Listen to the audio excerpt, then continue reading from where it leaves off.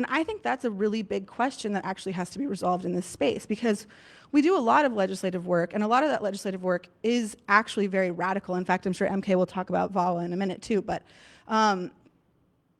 it's still within a federal system. It's still within a colonial system, those changes that we're making. And I do think, to some extent, we still have to ask ourselves, in what ways has the mindset of settler colonialism continued to manifest in the American public's mindset? And what are we going to do as Americans to really interrogate that, right? And get at those issues specifically within us? And I think that's a bigger question that has to be resolved. Yeah, and you've often talked about things in popular culture like mascots, for example. Tell us how that's even related to the MMIP crisis. Oh, mascots irritate me so much. Okay.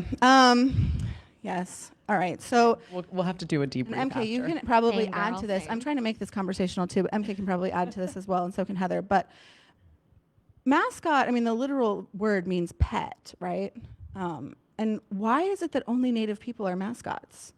And the time periods in which these mascots are being created are really sort of at turning points within the U.S. history, and again, speaking to sort of like a pushing off of American Indians, or alternatively, a dehumanization of them, right?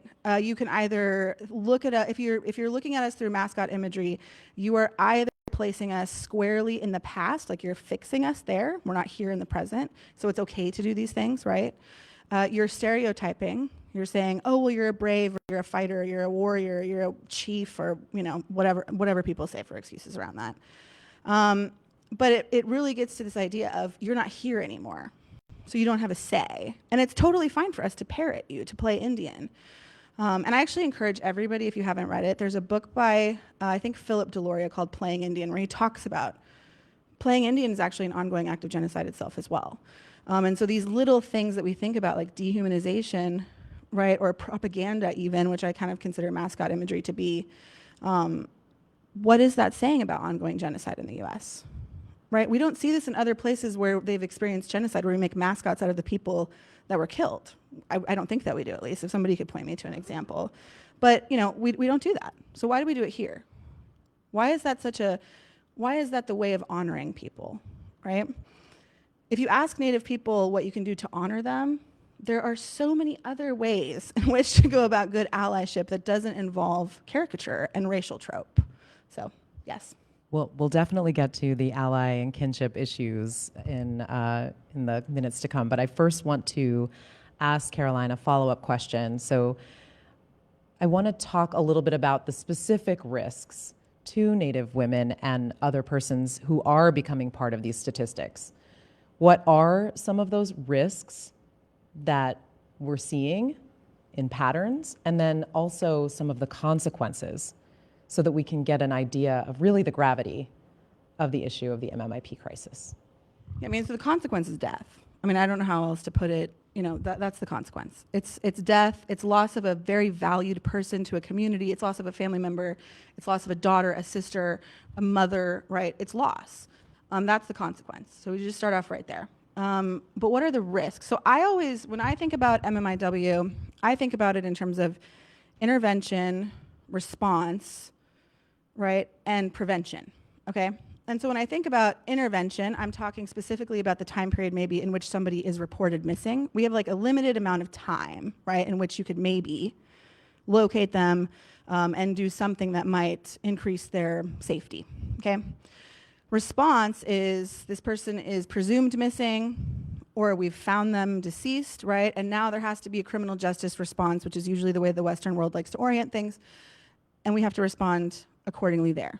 Intervention would be things like, how do we minimize societal risks to groups of people, right? So you have to think about that from an oppression framework. I think that's really important here. But so it would be something like, how do we maximize public housing, right? How do we make sure that people, when they age out of the foster care system, don't slip through the cracks there? How do we make sure that Native women have support in their communities, that tribal governments are able to exercise their inherent authority to protect their communities? How do we do these things to like bolster protective factors so that we don't get right to a place where somebody is missing or murdered? Because that should be the goal, right? But the risks, I mean, and you can see the risks at each stage. if you want to talk about response from a law enforcement response or from the criminal justice response, the risk is that these cases go unprosecuted. And MK can talk all day about that because that's a lot of the work that she does too. Another risk in the, like say in the intervention stage, is that when you go to file a police report as a Native person's family member, you're going to get a bunch of qualifiers, right? You're going to hear, oh, well, she's probably off with her boyfriend, or oh, maybe she's drinking, all the typical racist, right, things that come up in that space. And that's problematic because law enforcement should be taking a police report. That's what they should be doing. They shouldn't be qualifying, right, whether or not somebody is worth the resources to look for them. But that's what they're doing. So that's a risk. But when you talk about the prevention places, we don't have the things that we need. I mean, in our communities, we have a lack of culturally developed or peer-to-peer resources. We have a lack of tribal domestic violence shelters. So in the US, there are 574 federally recognized tribes. There are fewer than 50 tribal domestic violence shelters. So if you think about the just incredible rates of violence that we experience, and then pair that with the absolute lack of places we have to go for safety, that is a risk. Mental health and substance use issues are a risk, right? Invisibility, dehumanization, sexualization, fetishization, all of these things kind of come into play.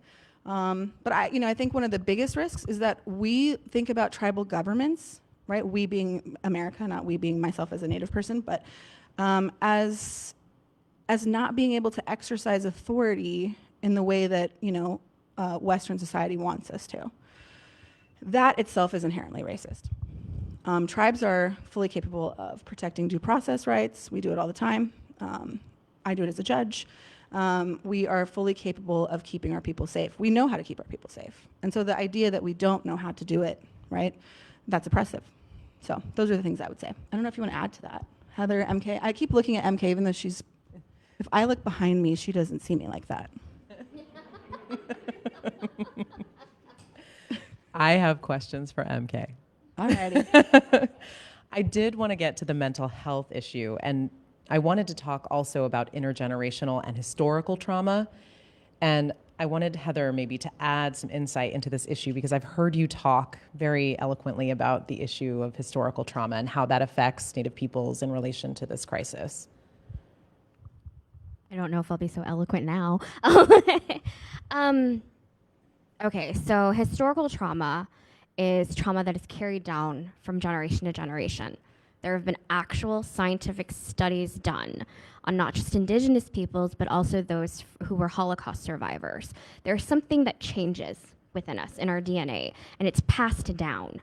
And when it comes to historical trauma, for indigenous people, I tend to focus on the historical trauma that comes from boarding school survivors. I am the granddaughter and great-granddaughter of boarding school survivors. My great-grandparents went to Carlisle. My grandparents went to boarding school in northeastern Wisconsin. And so I carry that with me. And it can be a blessing and a curse, right? It can be a blessing because they survived. And I'm here because of that. It can be a curse because sometimes you're not sure what to do with those feelings. You don't know, is this is weird? Why am I feeling this way? But it definitely, I think, plays a role. So when Caroline was talking about how it affects our communities, historically, we did not live on reservations, all right? That was something that was forced upon us. And our way of life changed the minute we were on those reservations. So nomadic tribes were no longer nomadic. They weren't traveling. You were stuck. You couldn't leave without a day pass. You had to come back. It's like when you're in school and you had to go to the restroom and you had to ask your teacher, you had to get a pass. It was the same for leaving a reservation. So our way of life changed. Our culture changed. Our traditions changed. Our warriors weren't out there anymore doing their warrior work, right? They were stuck in these reservations. So where does that anger go? Where does that trauma go? What are you supposed to do with it? It continues to be passed down to generation.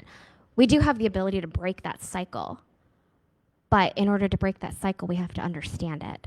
And we have to understand the role that colonization plays in that as well.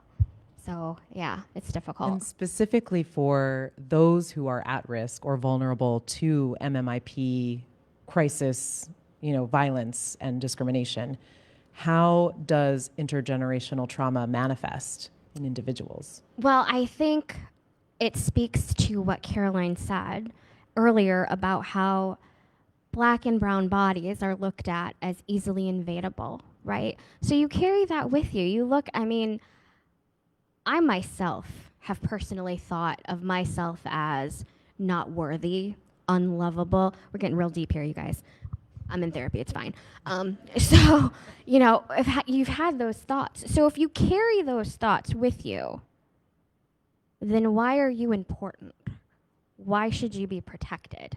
It puts you at risk more if you don't understand those thoughts and try to deal with them in a way that is healthy, hopefully culturally healthy. There are processes you can go through that help, deal with those feelings, because it's hard when you go through life thinking you're not worthy to understand that you are and that you're worth protecting because you're someone's mother, daughter, sister. At the end of the day, you're a person and you have dignity and you deserve that dignity. Thank you. I was looking for that word dignity because you Gotcha. often speak of that. So thank you for that. So I now want to turn to our guests on the big screen. Mary Catherine first. I want to ask you a question. And I want you to talk to us a little bit about what is happening to individuals, communities, and to families, especially when a loved one goes missing or is murdered.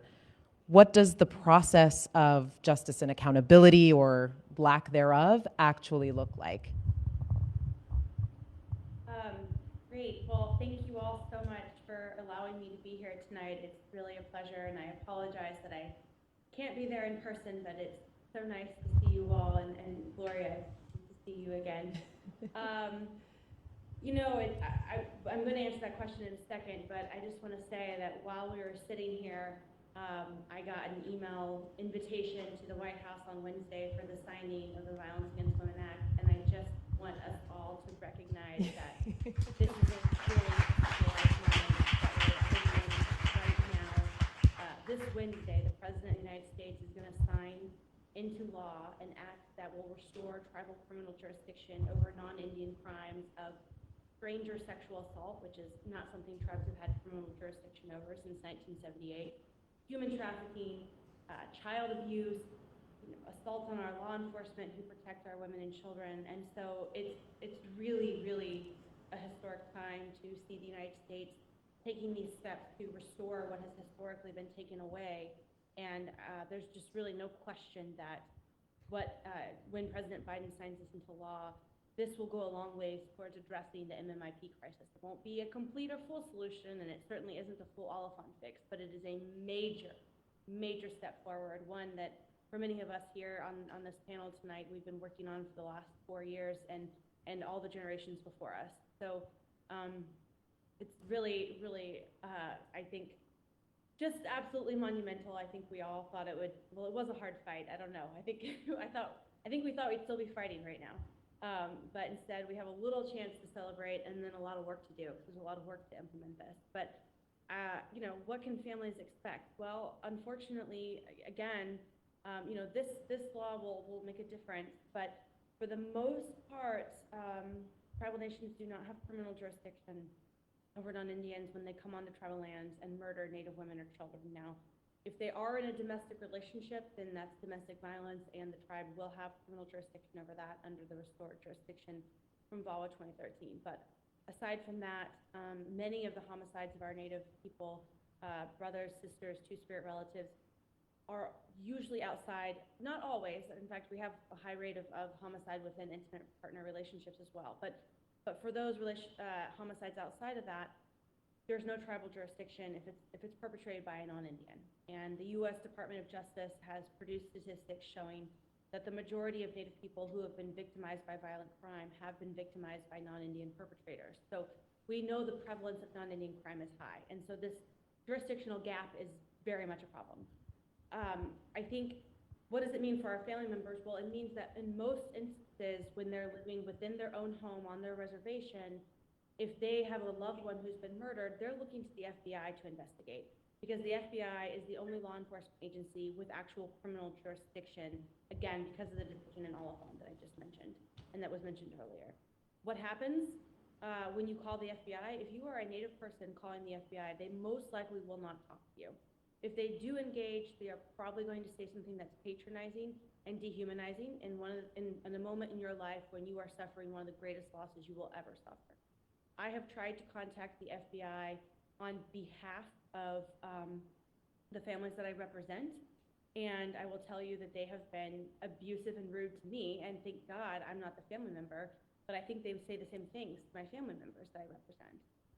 It's very problematic, and I think it's very systemic. It's not just one FBI office in Indian country. It is pervasive through all of Indian country. And I think all you have to do is look at the reaction to Gabby Petito's death and compare that to any of the families that I work with, where they can't even get an FBI agent to undertake an actual investigation. No investigation is taken. The crime scene is not preserved. Eyewitness interviews are not taken. Nothing is taken seriously, and then there's no communication with the family. It is devastating, and for the families, it is very traumatizing. Especially you've lost a loved one, but now the law enforcement agency that has a federal trust, duty, and responsibility to protect and safeguard the lives of our Native people living on Native lands is turning its back on you and maybe even saying things that are dehumanizing to you about your loved one who was murdered. Just one example, I represent the family of Lindsay Whiteman, who was murdered on the Blackfeet Reservation a couple years ago. Still no justice for her family, still no investigation from the FBI. 2 years after she was murdered, about 2 years, was it 1 year? 1 or 2 years after she was murdered, the FBI officer came by her brother's workplace where he was working, walked into the workplace and just handed him a bag and said, "Here are the clothes your sister was wearing the day she died, and don't worry anymore, the case is closed, we're not investigating any further." Everyone in the community knows who murdered Lindsay Whiteman. In fact, one of the two killers, there were two killers that were working in tandem. One of them later went and got arrested by the state authorities because off the Blackfeet Reservation, he did an armed burglary, I can never pronounce that word, and got arrested for that crime and prosecuted for that crime and sent to jail for that crime by the state of Montana. But the two individuals who murdered Lindsay Whiteman and Amy Whitegrass, who was also there with her that day, have never been prosecuted or charged with their murders. And the FBI just simply returned Lindsay's clothing to her brother saying, "We're done." So as you can imagine, it's incredibly devastating for our families to have law enforcement completely ignore these crimes. Thank you, MK. And Heather, you also have spoken about the issue of the non-response of the FBI and thinking about how the FBI and other law enforcement agents respond to non-Native violence against non-Native women especially. So I wanted to know if you wanted to also offer some insight into that. Yeah, so MK alluded to it, but oh my God, I can't even think of when it was. It was last year, right, when Gabby Petito went missing. And I had already done a talk on MMIW. I had one all put together. But when she went missing, I decided I was going to revamp that talk because there was something that struck me about her case that I didn't see happening with MMIW cases. Now, this is a disclaimer. Her case was tragic because there was a life that was lost. It's absolutely tragic. But from the time that she was reported missing to the time that her remains were found was 8 days. It was only 8 days from time of report to time of recovery. There are women in Indian country who have been missing for decades, years, months, a long, long time, and they get nothing in return. MK explained that better than I could explain it. There's no response. But a young white girl goes missing, and the whole country loses her. The whole country responds. The whole country is out there trying to find her. They feel like they've lost her. But one of my sisters, my aunties, my grandma go missing. There's nothing. There's no response. You won't ever see her name in the news. And if you do, there's some sort of victim blaming that happens. She was out late. She was wearing too short of a skirt. She was at the casino. She was drinking. But Gabby went missing and the whole nation came together. Everybody came together. And tragically, she was not found alive, but she was found in 8 days in a same area where over 700 Indigenous women were missing. Same area, but we don't know their names.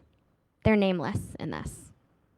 So it's the lack of response is alarming. And it's not that that case was not tragic, it was. But let's think about that. Why was her case so important and the cases in our communities are not? Like, why is it that way? Yeah, you just made me think of something too, and MKU as well, but like when somebody passes, right, when they die, you get some sense of healing, some sense of resolve, right, from their physical body, and you being able to put that body into whatever practice you do around, ceremony or funeral rites, right? That's supposed to be a sense of closure. And so when these cases go uninvestigated, when people do not go looking, when we do not find, right, which is often the case, not only is the family left with, right, a massive void that they cannot fill, they also are left with absolutely zero closure about what happened. And I want to point that out because I think that's really relevant. In Gabby Petito's case, her family got, at the very least, some closure relatively quickly. She was found in a very remote, right, area. Very remote, and people, that's kind of another thing that gets thrown out. Oh, well, a lot of places in Indian country, it's very remote, it's rough terrain, it's geographically challenging, right, for law enforcement.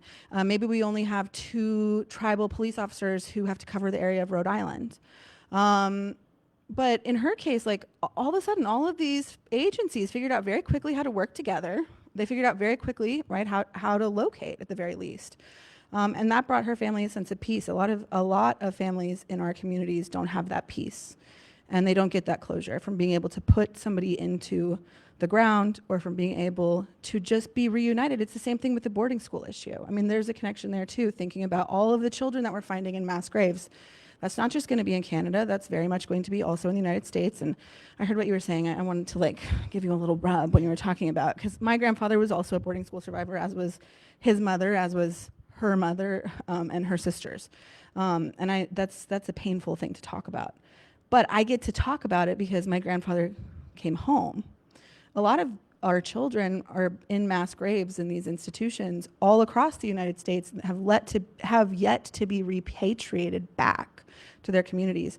And that's, again, it's just like another example of how this sort of manifests in a lot of different ways. And how the history and the cycle of violence continues. So MK, you kind of preempted me a little bit, but I do want to back us up just a tiny bit because I think the audience could really benefit from hearing from you a little more about the quote unquote Oliphant fix.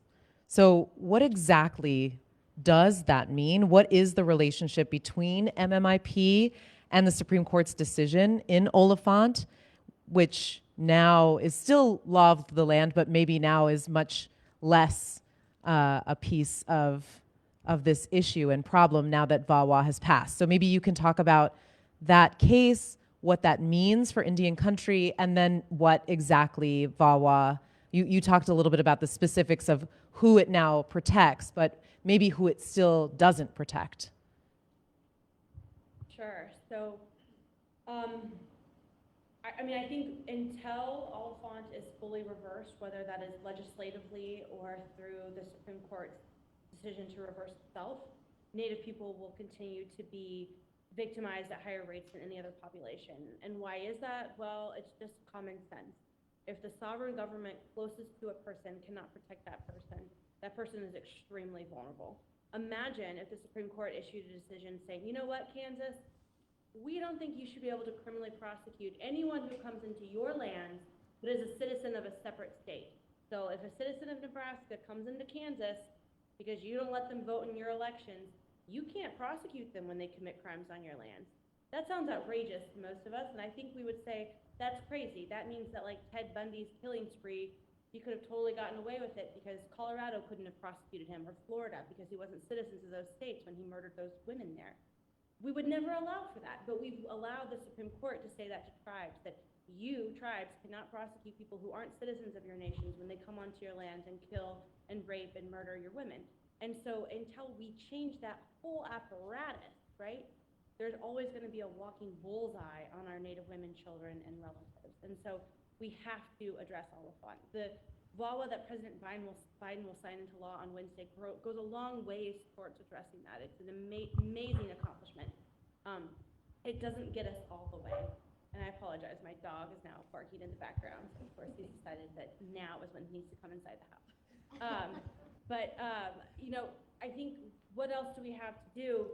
You know, we will continue to work on reversing Oliphant because it is one of the most unjust decisions that the United States Supreme Court has ever issued. And if you read the decision, you understand that it doesn't have any doctrinal foundation that holds up today. One of the main cases that the Supreme Court cited in this 1978 decision is Johnson v. McIntosh, which is an 1823 decision saying tribes cannot claim legal title to their lands. Why? Because we're racially inferior savages and heathens. And that language is actually in the court case.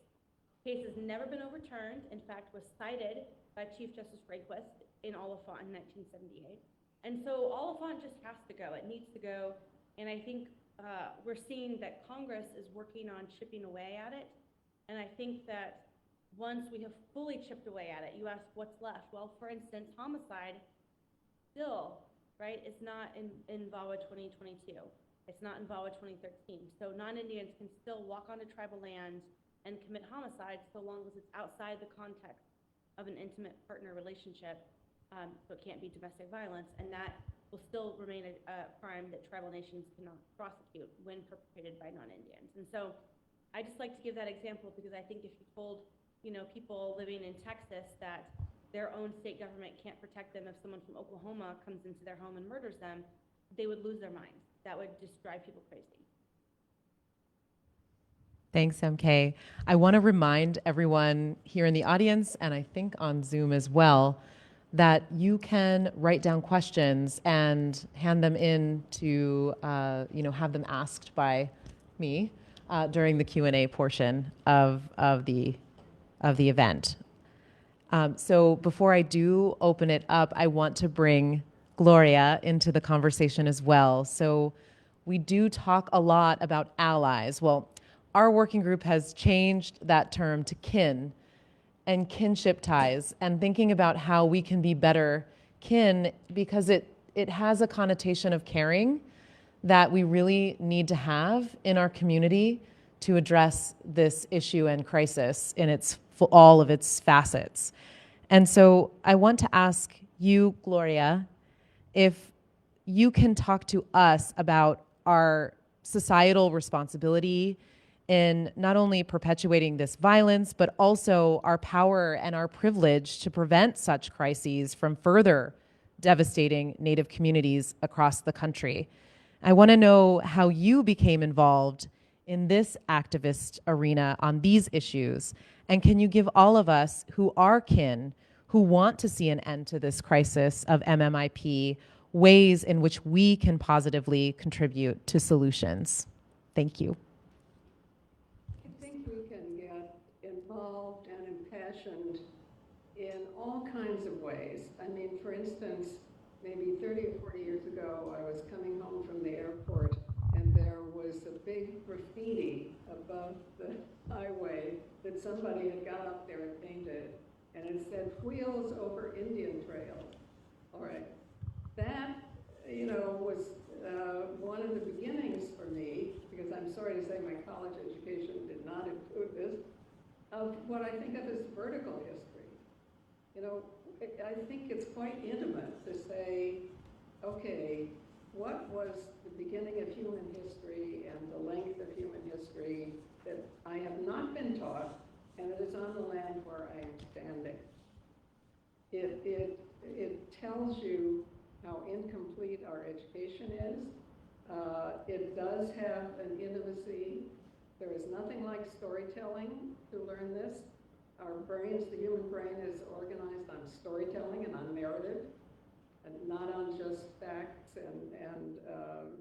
historical names. So our curiosity is a revolutionary weapon. And the great gift of this program, and everyone who has spoken up to now, is that it will have excited the imagination, the curiosity, the anger of people who were listening or sitting in the auditorium and participating, who may not have known something that they just heard. I'm so grateful for your putting on this program. And, it just is an infinite gift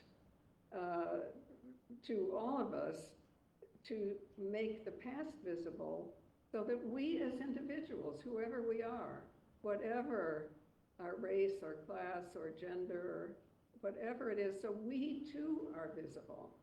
History is a revolutionary weapon, as many historians have told us, but we have not ourselves mostly enacted in our own school courses, in our own college courses, about the land we are standing on.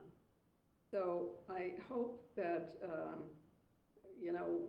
people who are listening, people who are sitting in the audience are mad as hell, at what they don't know and what they've been deprived of, and what therefore becomes replicated as an injustice because it has allowed to become invisible. I thank you so much for this program, and I thank everybody who's listening. Thank you, Gloria. Go ahead. And thank you so much for giving your voice to this really important cause as well. And, also what I hear when I'm listening to Gloria is, getting mad as hell is really important. And if you're feeling uncomfortable, that's also a feeling to sit with. I know that, the first 10, 20, 30 times that I really listened about this issue and thought about settler colonial violence and thought about how it perpetuates to today, I think about the fact that it really hurts all of us, that we're all suffering from colonial violence, and we really need to all come together. And the oppressive, origins of this particular crisis manifests itself in this crisis, but in so many other crises that we see happening right now in our communities. And COVID-19 has exacerbated that and really made some of these invisible oppressions much more visible. So any thoughts about specific acts? You talked about education, Gloria, about a vertical history of understanding whose land you're on and where the history brings us to the present. And even thinking about curriculum and other particular concrete things that we can be doing in our own local communities. Is there anything else, and I'll open this up to everyone on the panel as well, is there anything else that you would say are specific acts, things that we can do to really combat this crisis? Well, I would just say do whatever we can. If we are teachers, we can make sure this is part of the curriculum. If we are readers and distributors of books in any way, we can make that information available. I, as a journalist and a filmmaker, once made years ago, or helped to make a documentary about violence against Native Canadian women, which was, much the same story, which educated me and I hope educated other people.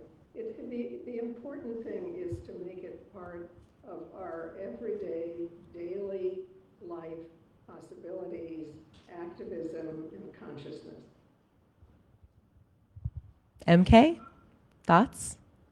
Yeah, I love that answer because I think that everyone, there is no one thing that will solve the problem. We all have to do what we can. And I think one thing too is never forget that how you vote has a really powerful effect, especially in local elections. In a lot of places, even right next to border towns for reservations, urban areas, are the individuals that we're electing to these local state positions Do they care when Native women are murdered? Do they investigate? We've got sheriffs all over the country that do not investigate the murders of Native women when they're in their jurisdiction. And I think those people, we need to make sure they're not reelected, right? And we need to elect people on the local level who will take these homicides and these crimes seriously. I'm talking about off-reservation lands.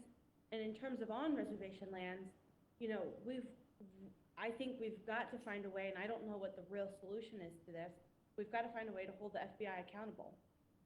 They are not being held accountable to for the murders of Native women on their watch that they're not investigating. And I don't know what the exact political solution is because we don't elect the FBI, but I think we've got to continue to find ways to advocate with this current administration, with President Biden's administration, because he's put out an executive order on this. He's made very clear he cares about this issue. And so we've got to find ways to work with this administration to address, I would say, the prejudice at FBI when it comes to, and some of it's lack of resources, let's be honest. It's not just, you know, the FBI has a hard time in Indian country because, for instance, in Montana, I think they have one Indian agent assigned to all of Indian country in Montana, and you've got several very, very large reservations. So, you know, it's also inadequate resources being allocated by the federal government to the FBI. But we've got to advocate for that to change with this administration in a way that will compel them to take action. You know, I don't know if this is such a practical suggestion, but in the Vietnam era and in other situations, we organized thousands and thousands of people to take from their income tax the amount of money they thought should be attributed to something else, and basically said, I'm not paying this, come and get me. And it cost the IRS so much to, you know, whatever. The MMIP tax. I would say it takes a minimum of a couple thousand people to do that, but it's not that hard to organize. And then give that money to the organizations that need it. I love that idea. I love that idea. Well, let's think about that, because I think we have a lot of people who might be willing to do that.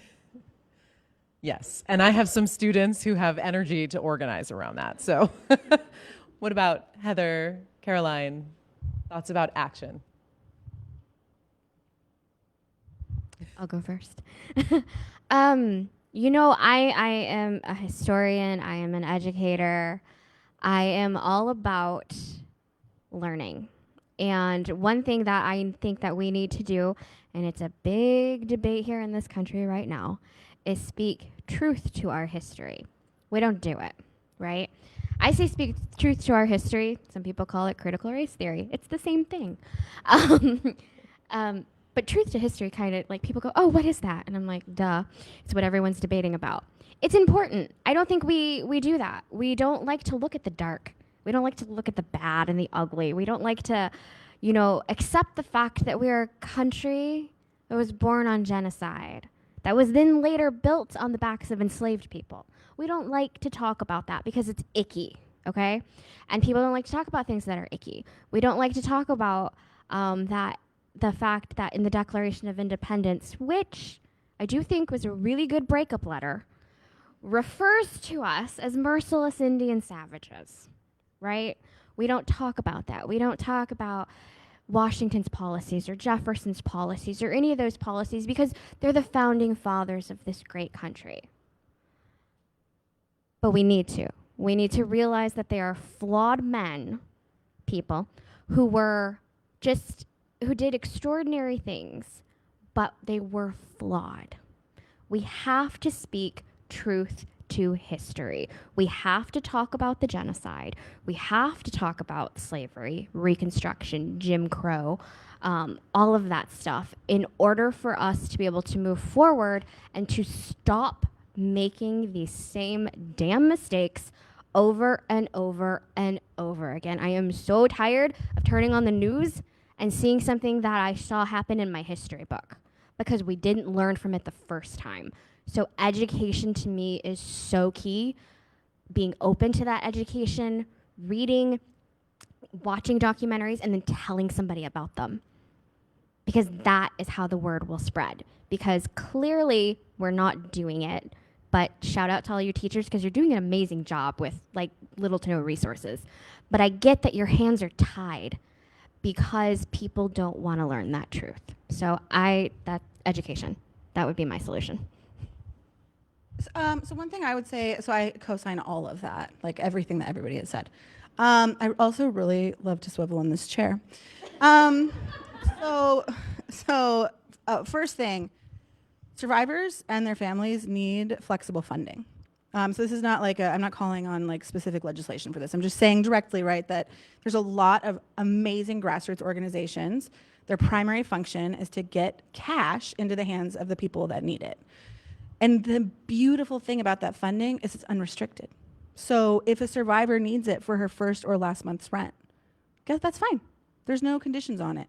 If a survivor needs it for childcare, or if a survivor needs it for bail money, that's totally fine, right? So I think direct funds, even if it's a little amount, it actually goes a long, long way. And Gloria is obviously talking right about important collective action, and I think that that's really important. Is like if we are going to be in good kinship with one another, right? There has to be a recognition that with that kinship comes actually a lot of power. It comes a consolidation of power and a shifting of power, and sometimes that makes us feel uncomfortable, and we have to ask ourselves why that makes us uncomfortable and do a little interrogating there. But if we can just sort of like do some little, it seems like little action, but altogether it's really, really not. And I do think that there are a ton of people who are already doing this work. And if you go and check out their websites, like the organization, the Sovereign Bodies organization, right? There's NIWRC where I work. There's UIHC, Urban Indian Health. There's a ton of tribal coalitions. There's the Strong Hearts Native Helpline, right? All of these really amazing organizations doing this work.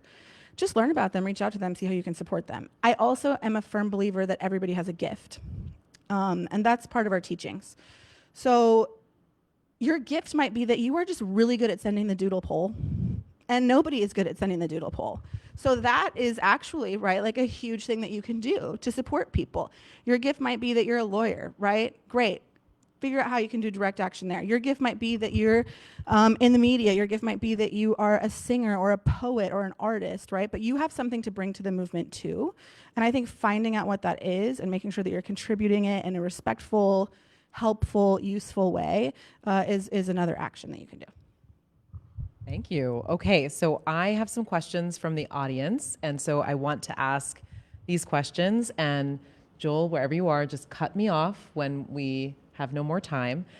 So the first, and I am seeing this problem, whoever is asking this question, it is a very important question, not only for the US, it's a very important question here in the United States, but also throughout the Americas. So when you're thinking about the fossil fuel industry, also think about who is investing in fossil fuels and other extractives, because all across the world, but especially in the Americas, there is a land and resource grab that is happening right under our noses, and it is extremely serious. And those on the front line are indigenous populations, communities, and individuals that are suffering from this crisis.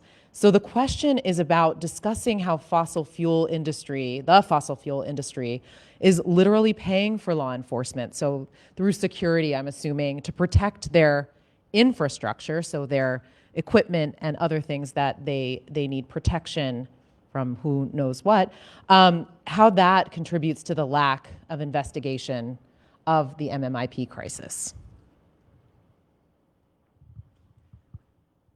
I can start in so many ways, truly, all the ways, actually. So the first would be the mindset that it takes to think, I should extrapolate everything, right? And land should be put towards its best use as defined by Western society. That's a problem in our thinking. We don't think of land as a being, we don't think of land as a relative, and we violate it in that way, right? For our own personal use and consumption. So that's the first thing that I think is really important. Second thing is to think about who comes, right, to pipelines to work. It's a transient, cash-rich, male group of people, right? And that's the truth. I mean, I don't know how else I can say it, actually. And they're there, and it's right? It's a lot of work, and it's a lot of nothing else, unfortunately. And there's absolutely zero accountability for them. A lot of times, because of what MK was discussing, they're non-Indian, and they're usually on Indian lands, because what lands do we like to give oil and gas leases to? Indian land, right? And that's, again, thinking about settler colonialism, like this is where you would want to go look at the Dawes Act, has just historically been ongoing since colonization started. And it still happens. It happened with Standing Rock, it happened with Keystone Pipeline, right? It happens every day, actually. So I think it's thinking about a lot of those things. So the fossil fuel industry has a huge impact. And if you, there was a study about the Bakken oil region that showed you just how exponentially high the rates of violence rose during the time in which the industry was there, and specifically against Native women. I don't have anything to add to that. You know, I will just say it's an important thing to think about. Today, the Eighth Circuit issued a decision in a case called Mitchell versus Kirchmeier. And I actually authored a brief that we filed in that case on behalf of the National Congress of American Indians. It's a case where one of the water protectors who was at Standing Rock, who was peacefully protesting the Dakota Access Pipeline, was actually almost killed and very tragically wounded by Morton County law enforcement, who started shooting these really tough, weighty beanbags, which sound maybe not like a big deal, but when you shoot it through a gun at people, he had his whole, he's lost eyesight in one eye and had his whole face shattered. And there were, I mean, there were life-threatening injuries to multiple people from the weapons that law enforcement were using. And when you think about all the funding that Morton County poured into protecting that pipeline, but also the state of North Dakota, which at the time, the governor at the time in 2016 declared it a national emergency, called in the National Guard. Again, this was a peaceful movement to protect not just treaty rights and drinking water, but also burial sites. There were 27 burials that the Tribal Historic Preservation Officer, former Tribal Historic Preservation Officer, pointed out in a filing he filed with the Federal District Court. And Dakota Access brought out bulldozers to bulldoze those burial sites on that Labor Day, Saturday of 2016. And here, all this law enforcement money is being poured into protecting that pipeline, which is doing very violent, dangerous things that are unlawful, in a state where we have, you know, rates of human trafficking of Native women and children that are off the charts in western North Dakota because of the Bakken oil boom, because of the man camps, because of the hundreds of thousands of men who do not live in North Dakota otherwise, but are merely at the man camps to work in the oil fields. And you just think about the misallocation of resources from the state perspective, and really, who should law enforcement be focused on, right? And then thankfully a case like this where the Eighth Circuit maybe got some things wrong, got some things right, and is actually allowing some of the constitutional challenges that Mr. Mitchell has brought against law enforcement because they violated his constitutional rights. And that case is being allowed to go forward thanks to the Eighth Circuit's decision today. But I just was thinking about that because I was thinking about that case as I was reading it today, and just this idea of, yeah, we've got this crisis of Native women and children who are going missing and are murdered, and we're still, you know, if you look at the states, spending way more money on protecting pipelines than human lives. Yes, that's a revolutionary thought, you know, that the law could have some relationship to justice. How about that? Right. And also to empower us as individuals, there's the question of what energy we are using, what energy our apartment building, our community, our street cleaners, you know, whatever it is, are using, and what influence we can have on that, which is quite remarkable. Just organizing your neighbors, you know, can have a huge, huge influence, and it is satisfying. You know, you get to know each other, you get to feel effective. I recommend it. Wow. I love this conversation. I could do this all night. I have a question from a person in the audience, and I want to just give an opportunity if they themselves would like to stand and ask the question. If not, just do nothing, and I'll continue with the question. But it was about the Caribbean and colonization beginning there. Go ahead. Oh, of course. Well, I mean, didn't Columbus wrongly think he was in the Caribbean in the first place? When he came Yes. out there? Well, that's what sparked the question. Yeah. Such a terrible navigator. He was really bad. Colonialism wherever it exists, yes, right. Okay, so I wrote, as a Caribbean indigenous person, I'm Taino. I am grateful that you mentioned that that colonization began in the Caribbean because many people kind of skipped that part, right? And that the first MMIW were Caribbean indigenous women, were Taino women in the islands of what is now Haiti, the Dominican Republic, Puerto Rico, or in Cuba. So my question is, what issues or risks do you see happen when we don't include other indigenous communities on this continent in these kind of conversations of that when we're talking about MMIW? Thank you.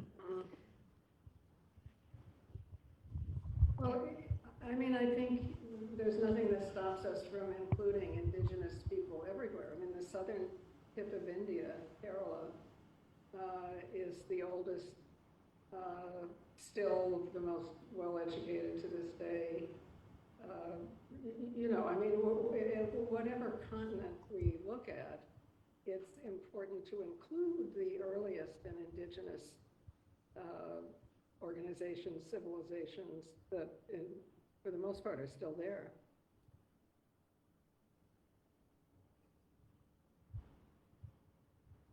I mean, one thing I will point out, right, is so a lot of the times when we do the work in federal reform, and I think this is such a valid question, I'm so glad you raised it,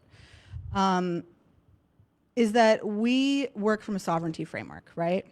And so what we think about is we have 574 federally recognized tribes, and the native people of those tribes, right, have, as MK stated, a trust relationship, right, which is actually a legal doctrine, with the United States government. And some of that is based on the 400 and over 440 treaties that the U.S. entered into with tribes, and some of it is based, right, and enshrined in U.S. Supreme Court law. So when we add that context and we think about that work, right, that's the framework that we operate from a lot of the time, is just that sovereignty framework. And you're right, it leaves out global indigenous or other indigenous populations, including other indigenous populations in the U.S. But it is important to make the distinction, because it is a legal relationship that the federal government has with U.S. tribes. And we believe, right, that is important for the safety of Native women within the context of those 574. And that's relevant. And you can look at Hawaii right now, right? They're going through a similar conversation about sovereignty, and they've been going through a sovereignty movement conversation for a long time, right? And there are people on both sides of the argument.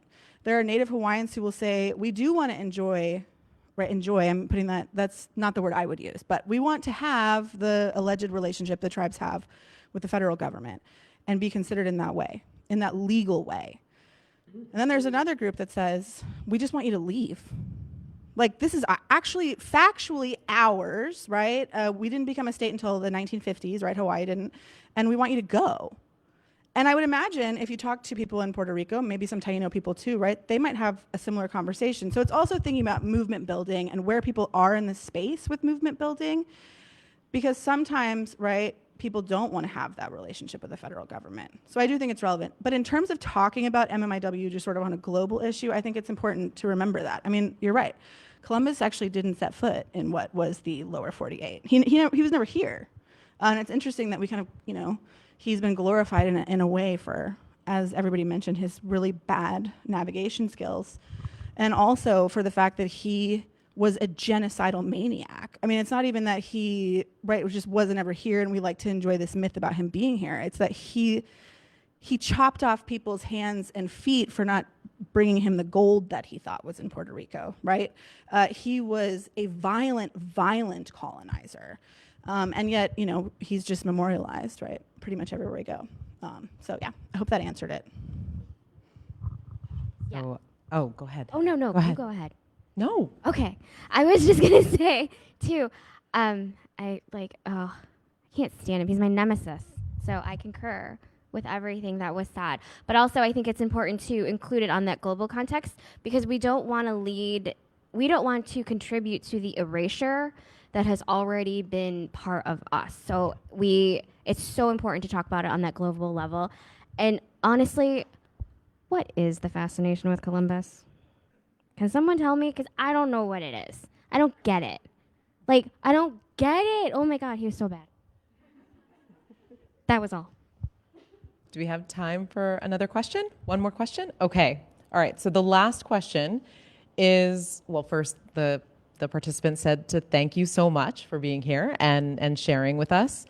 And the question is about MMIP across borders, and particularly the border between two or more colonizing governments.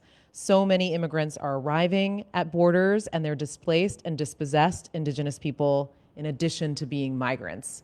So I just want to throw that out to anyone who has any thoughts on the immigration, migrant crises, so-called crises, and this particular crisis.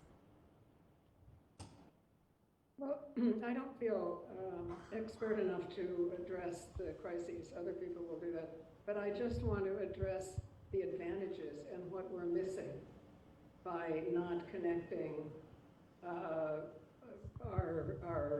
lost, of us who are lost, lost our history to our indigenous original selves.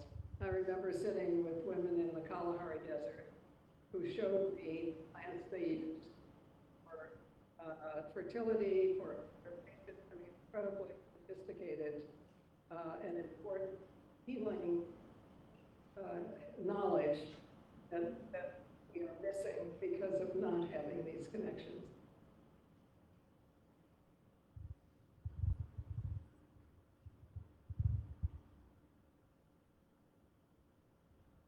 Migrant crisis. Connections to MMIP crisis. Any thoughts? This is a very complicated question, and it's wrought right with misunderstandings, I think, in general.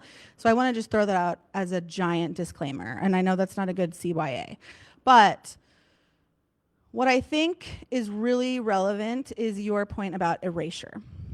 And I feel like this sometimes in academia, right? And I like teach a random class at the University of Miami, and sometimes I run into questions, or just like generally, not like there, but about, well, what about transnational issues? Or what about global indigenous populations? Or what about these crises around our borders, right? And how is that? And it's kind of like, at some point too, right, American exceptionalism comes into play, and our it's almost like an imperialist, we're just so trained to think like that. Like, well, there's other spaces as well where these problems are happening too. And yeah, there are, and we absolutely have to acknowledge that. That is 1,000,000% valid. I mean, nobody could say otherwise. But in the US, where we have the legal system that we have, where we have the police states that we have, where we have the specific US state violence that we have, where we have specific forms of colonization by tribe, right? That's relevant, I think. And I think it gets lost. And then what the ask actually becomes is, think about your own self in relation to what we're talking about and your own positionality, right? Because if you're envisioning, and this is not what the question is getting at, I realize, but if you're envisioning as an American, I don't need to think about what's going on here, I'll just think about what's going on in Guatemala, or I'll just think about what's going on in Nicaragua, or I'll think about what's going on in Brazil, right? Those are all very important things to be thinking about. At the same time, you benefit from being here, like in this place, on this land. You benefit from the removal of Native people here. You benefit from us losing all of our land. There's a benefit, right, from people removing us out west. There was a benefit from when they took tribe sovereign status in the 50s, right? And all of these individual acts of state violence is privilege to a lot of people. And that's we cannot lose that in the conversation. And so it's important. It's actually very related, I think, specifically to the question earlier too. And but it is a global crisis. And there are places, right, where these are ongoing issues. We have to think about how those colonizing governments are impacting that space too. And thinking about, well, and we love to throw out this word decolonization all the time. I'm not exact. It's like, well, what is that? I don't know what that means. And I think we actually have to start thinking about what does an Indigenous futures look like in each of the spaces that we're in, and are we willing to do it? But I think to like meld us all kind of together in a way sort of violently strips us from individual experiences of violence. And I don't think that should get lost in this conversation.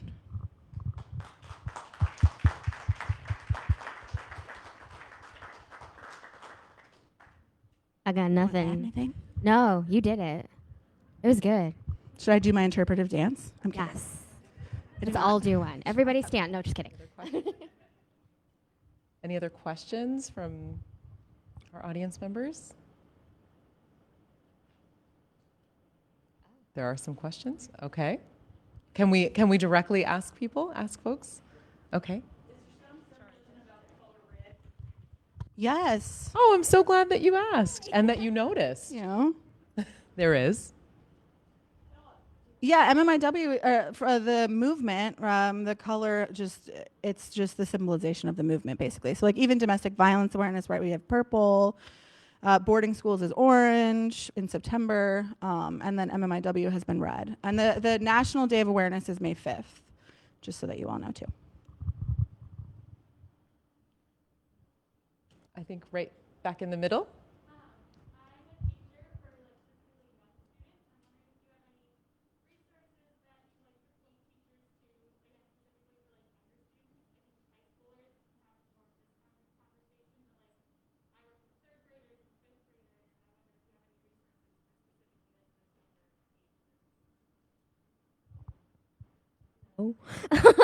Only because I haven't figured out how you talk about it with kids. I don't do well with little kids. So I don't know of any resources. Do you know I of have any? them. Yeah, there's a Yeah. so Talk for about- really young kids. Yeah. There are a bunch of really great boarding school books. So like when we were still young, I think. Oh, I think there's My one too Grandfather's about Canoe. oh my God, there's another one. I just read it too. Every time I try to read it to I my children, accidentally end up crying. lied. I knew about that. I just wash them in my tears. oh my God. I think there's a couple of good books about boarding schools. So I would look there first. The Birch Bark series that Louise Erdrich did. It's kind of like has anyone read that? Yeah. Yeah. Oh, nice. Some people have read it. It's like a take on what is the series that it's a take on? I cannot remember. Little House on the Prairie. Thank you. Yes. Sort of like an indigenized version of that.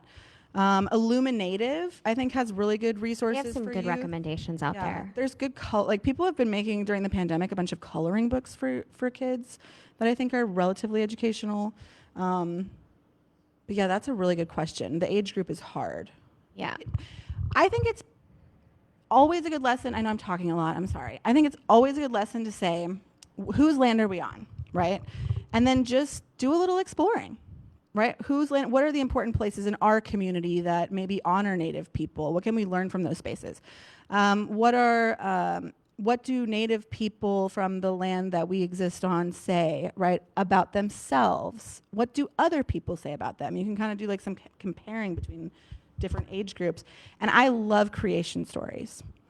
I use creation stories in my college class, but I also use them with my own children. I think that they teach us something really innate about different worldviews, where you get like a solid, distinction between them. I mean, you can think about the Haudenosaunee creation story of Sky Woman, and then you can compare it to biblical creation stories. You can see different themes emerge in both, and different worldviews that emerge in both.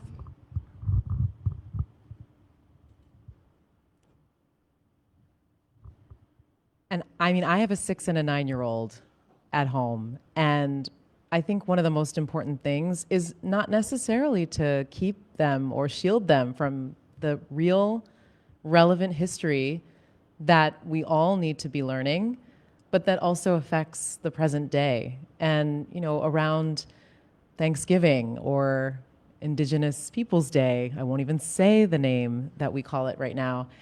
Why, Mommy? Why are you calling it Indigenous Peoples Day? and not necessarily giving them the full-on version of events, but not hiding it either, because I think the more we normalize our history and how it affects our present, the better citizens we're going to be raising. Yeah. Yeah, sure.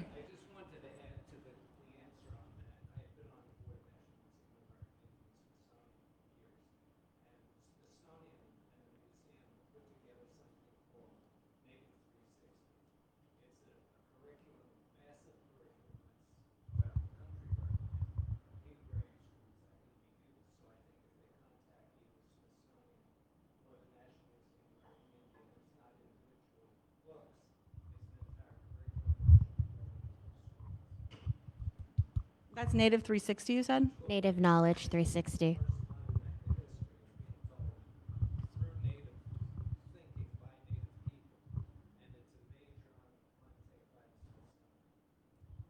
Thank you. And the gentleman in the blue.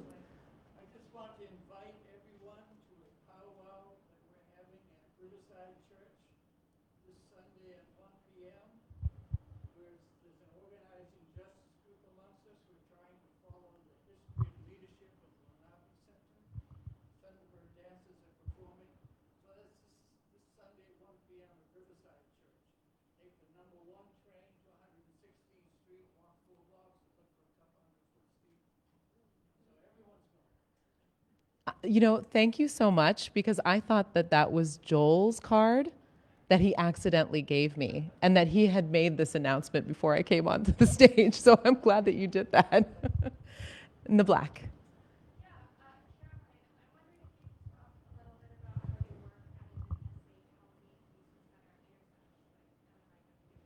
Oh, I'm so glad you asked that.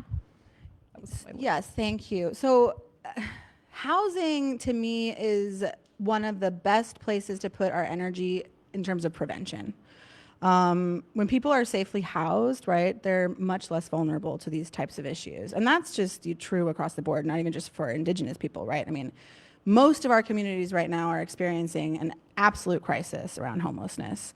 And so at the organization I work at, the National Indigenous Women's Resource Center, we launched a new initiative, which is the Indigenous Safe Housing Center, that's prioritizing addressing the intersection of domestic violence and other forms of gender-based violence with housing instability and homelessness, and also climate change and the other things that are impacting those, that intersection specifically.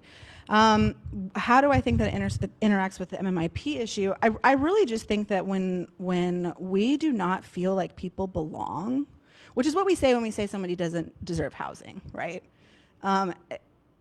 We say you're not worthy of this thing. That's actually a basic human right? Just by virtue of being a person. But when we tell a person in our community that they don't belong because they're not meeting the conditions of whatever we've attached to housing, right? We're not just telling them that, we're telling other people that. This person is devalued. And that devaluing of them actually begets violence in a lot of ways. And we know, for example, that most sexual assault survivor, or most homeless women, for example, are also sexual assault survivors. And we know that domestic violence leads to homelessness a lot for women. So there's a ton of statistics about how these two things are related. But to me, it's also a mindset thing. Why do we believe that housing is conditional? I mean, why do we believe that food is conditional? Why do we believe that water is conditional, right? I mean, these are things that people just should have an inherent right to. So I'm glad, thank you so much for that question, but that's how they intersect, so. So I have to be the bearer of bad news and end our conversation, but I just want to extend, and hope all of you would extend, an applause for all of our speakers tonight.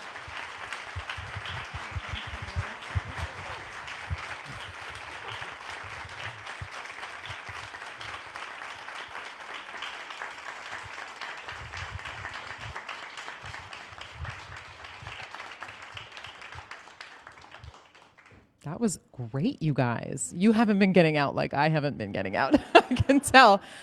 Yes, and the Lenape Center, we are Nichusak. We work on this issue. If you want to act and really support this work, you can also do that through supporting Lenape Center. So thank you all for coming, and I'll turn it back over to Linda. You have, oh, okay, well. Well, thank you all. It's been great to have you here. We appreciate you participating in general, but in particular at this particular evening.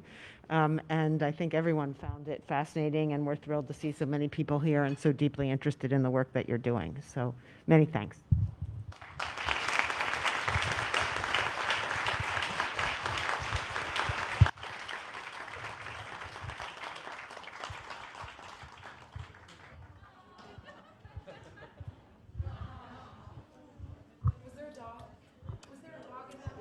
No, she hearted it.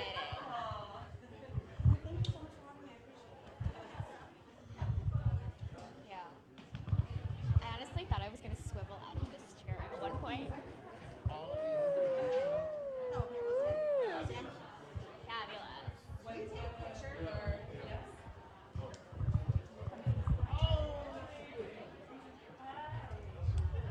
where am I facing? I